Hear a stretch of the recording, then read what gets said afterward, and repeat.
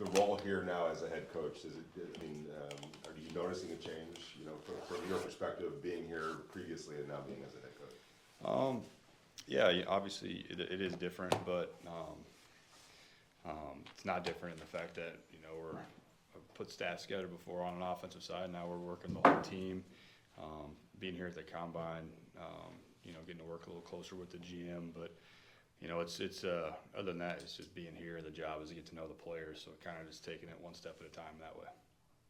Clint, how much time are you spending right now? I know you're drinking out of a fire hose, but watching film, analyzing the guys you have, does that consume a lot? Yeah, that's really been something I've been spending a lot of time on lately. You know, going back through last year's season, watching individual players tape.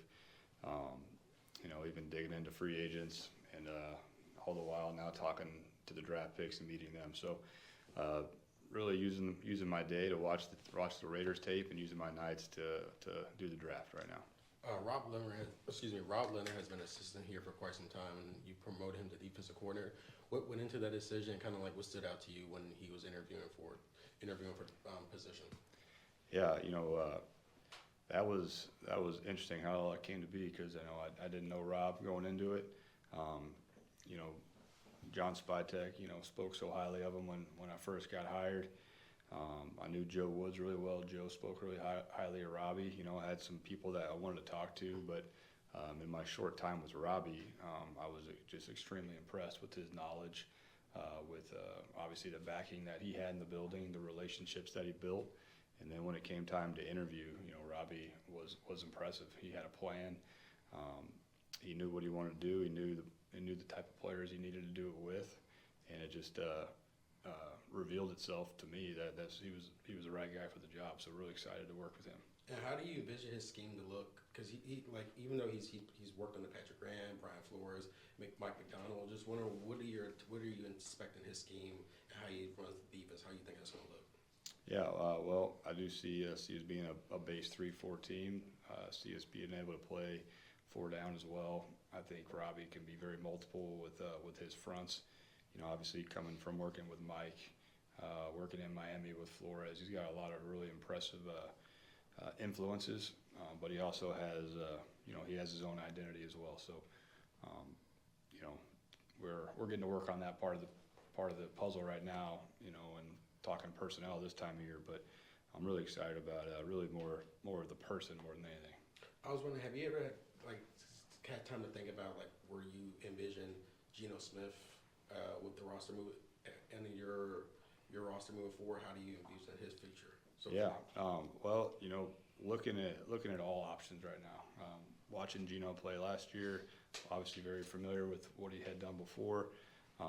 You know, we're just kind of, you know, putting it all on the table right now, just trying to see every possible avenue we can go next year at quarterback, and he's definitely one of those options we're considering. Have you had any conversations with him since you've been hired? Very briefly. You know, built a relationship with him last year at this time. Yeah, we have spoken a little bit. How much are you leaning on your scouting department right now? Obviously, coming into such a brand new situation, like how much have you felt like you need in terms of evaluating the guys coming in so late? Yeah, very, very heavily. You know, those guys, they've already set the table. They've done all the work. They're catching me up, and they've been phenomenal. You know, John's staff is really impressive. You know, Brian Stark, the college staff, the pro staff, those guys are on it. So, you know, been working really closely with them every day. The way this process played out, you're on a Super Bowl run. You're celebrating, and you're starting jumping right into the staff. Like, have you had time to appreciate the you know, reaching this level and getting this job and everything else with your family and all that?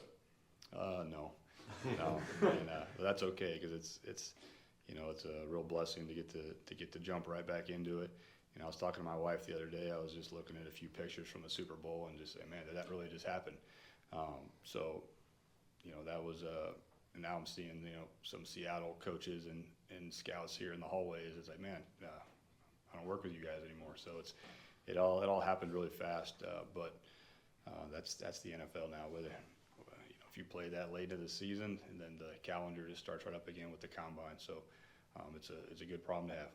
How exciting is it to have Rick Dennison as the offensive line coach with all the experience that he brings, and obviously been with you multiple times?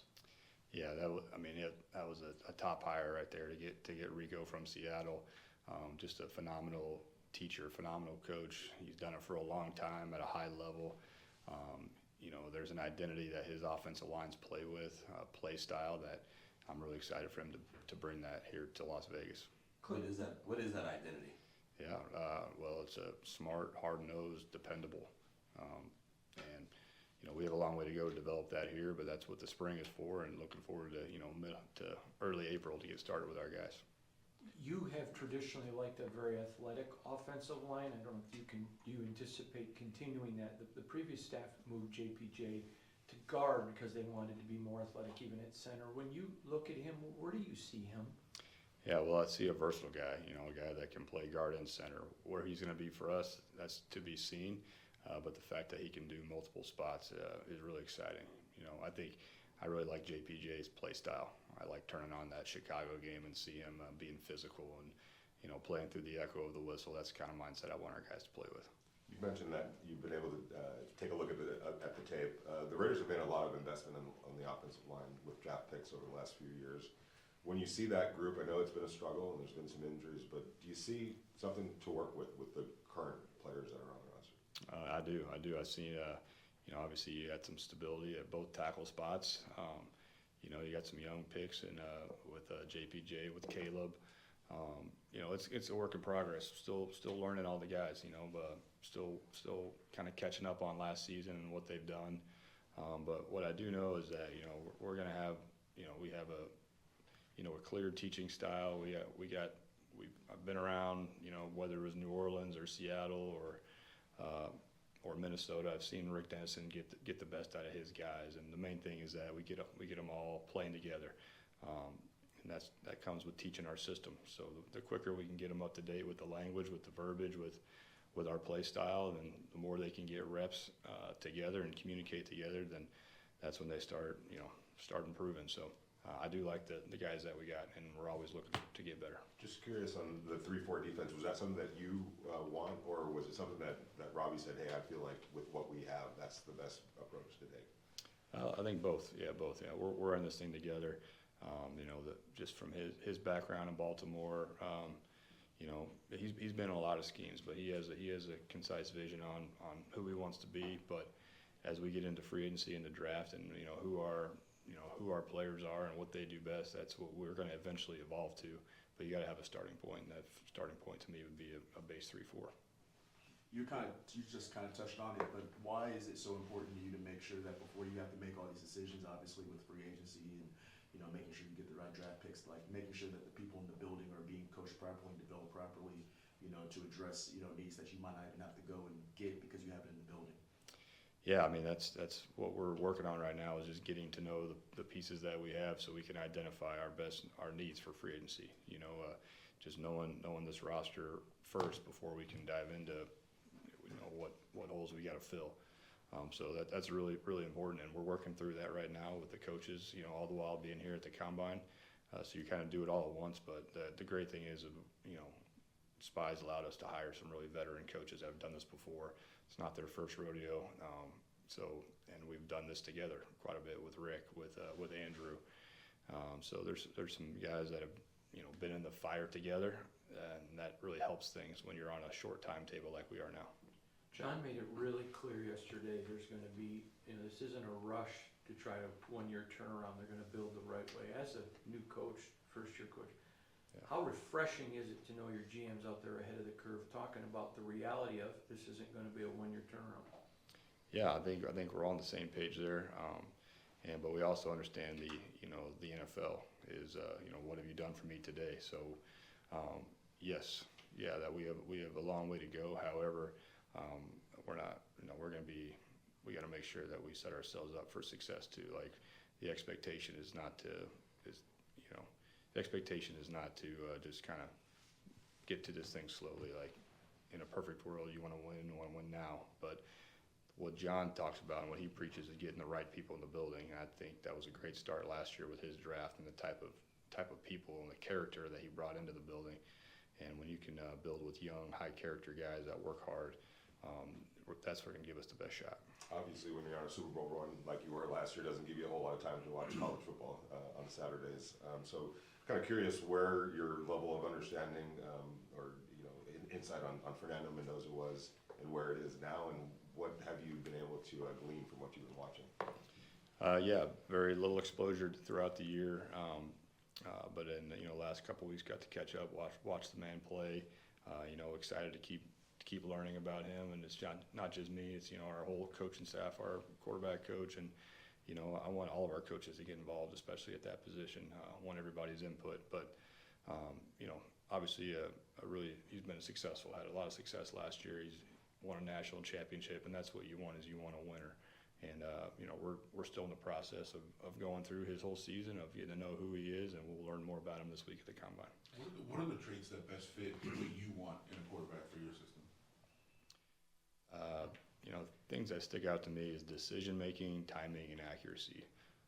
No matter if it's the first pick or the last pick in the draft, that's what we're looking for. If you're the head of the organization, you got to be the best decision maker on and off the field. Timing is just getting the ball out on time to our playmakers, not holding on to the ball, and accuracy is as explained. So those three things are really important to me. John and Tom, when they were in Tampa, John would bring voluminous amounts of information to Tom every week, and he would pour through it.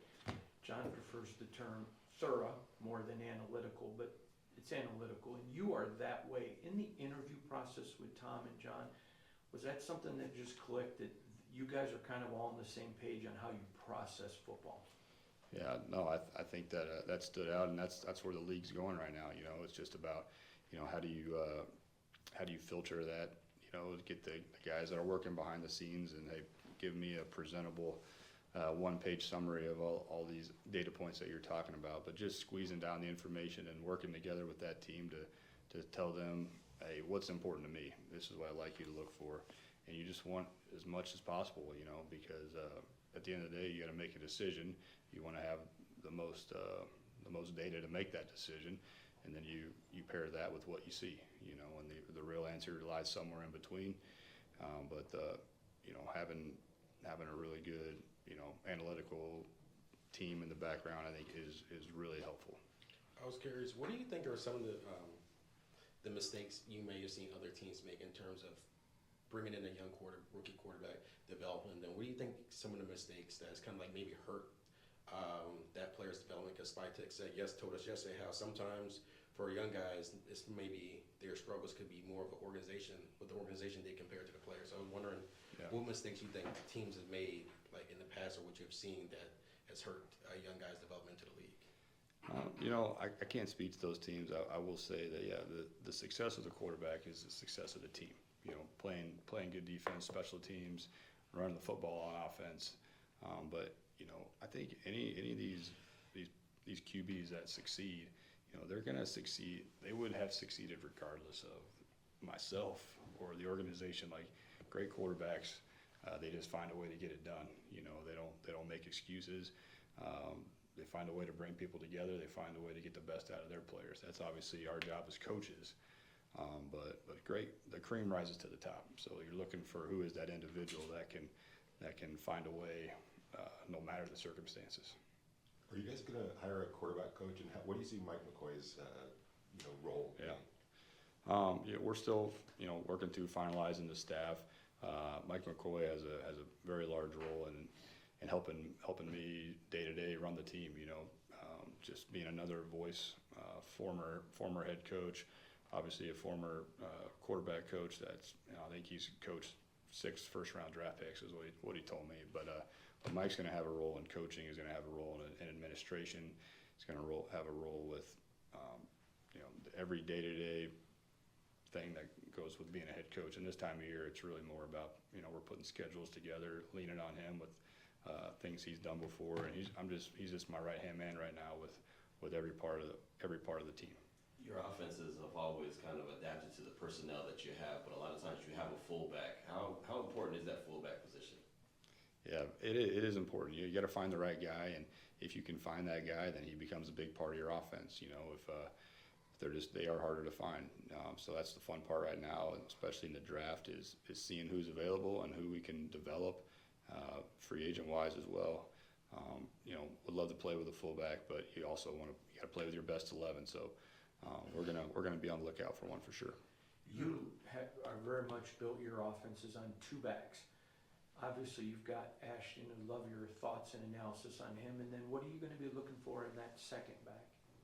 Yeah, definitely want to have a two-man show there, guys that can share the load. It's a long season. You don't want to put all the carries and targets on one guy. So right now we're identifying guys that are available here in the draft, identifying free agents we might go after, looking at our own roster and seeing who can take that. But it is important that Genty has a wingman, and it's probably not going to be just one guy. So that'll be really important to identify. When you going through the tape from this past season, kind of like what stands out to you about Trey Tucker? Yeah, what stands out to me about Trey is that he's very tough. I see him as a shorter guy at least, but he's in there blocking safeties, very unselfish. He's available. He's not missing games. Just the kind of the mindset that you want regardless of position. So I really like his play style.